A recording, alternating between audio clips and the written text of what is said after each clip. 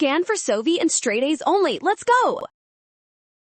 Derivative time. This one looks nasty, but it collapses fast if you spot the chain rule inside Arctan and keep the exponential derivative under control. Start with the outer function. Derivative of arctan of something is 1 over 1 plus that something squared. Then multiply by the derivative of the inside. Nice and clean. Here, the inside is e to the negative 3x, and its derivative is negative 3e to the negative 3x, so multiply that by the outside factor 5.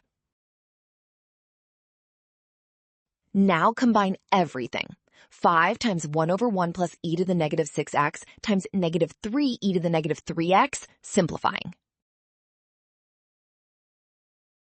Well done! Option A. Scan now, watch signs, avoid rushing. Trust the given function, and check each chain rule step carefully.